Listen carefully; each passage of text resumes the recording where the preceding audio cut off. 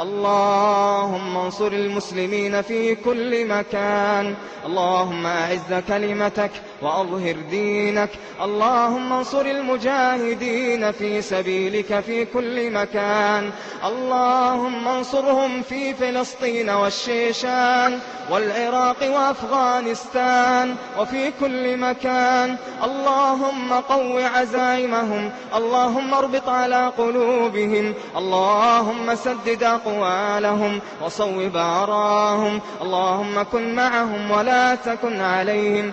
اللهم اجمع كلمتهم على الحق يا رب العالمين. اللهم انصر إخواننا المستضعفين في كل مكان. اللهم كن مع إخواننا المستضعفين في العراق.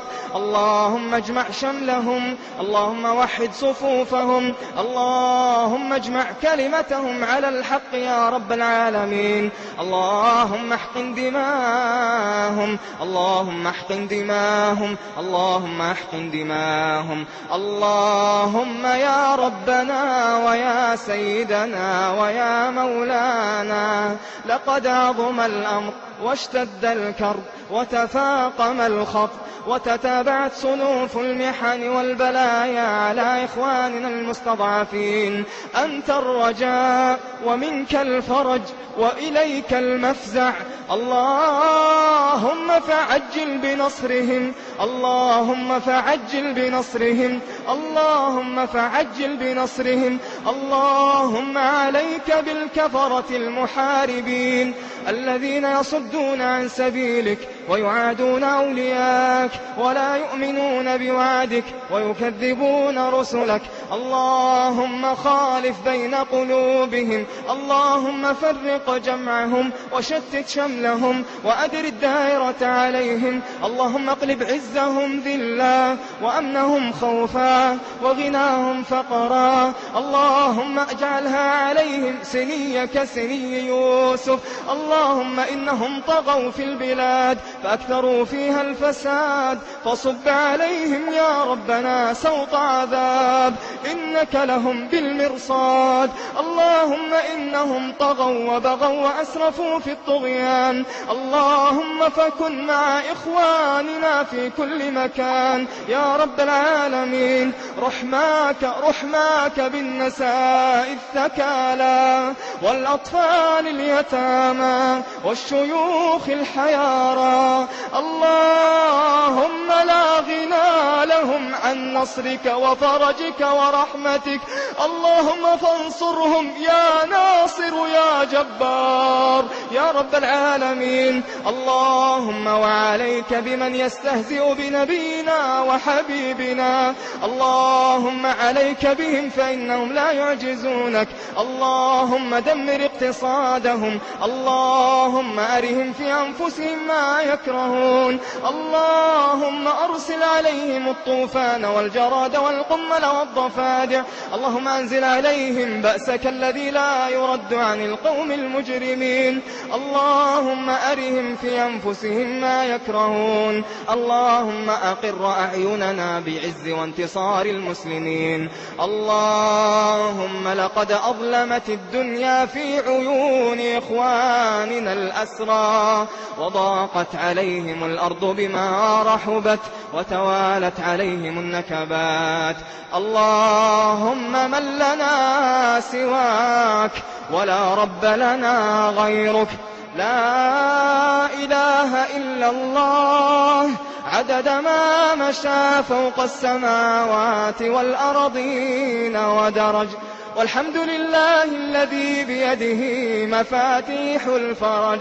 يا فرجنا إذا أغلقت الأبواب، ويا رجاءنا إذا انقطعت الأسباب، وحيل بيننا وبين الأهل والأصحاب.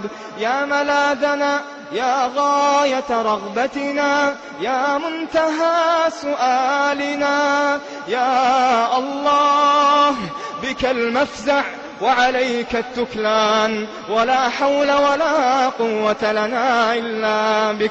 اللهم يا من رد يوسف على يعقوب، رد على كل أب وأم أسيرهم المفقود يا ذا الجلال والإكرام. اللهم فرج هموم إخواننا الأسرى، اللهم نفس كروبهم، اللهم فرج همومهم، اللهم لا غنى لهم عن رحماتك. اللهم يا إلهنا أنت أعلم بحالهم، اللهم لا يخفى عليك شيء من أمرهم.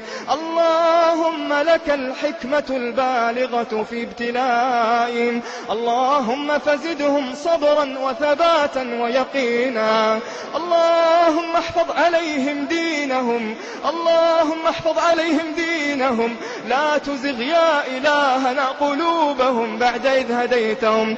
اللهم ارحم عبرة أم فقدت ابنها، اللهم ارحم عبرة أم فقدت ابنها. اللهم اجمع شملهم عاجلا غير آجل يا ذا الجلال والإكرام، يا حي يا قيوم يا رب العالمين.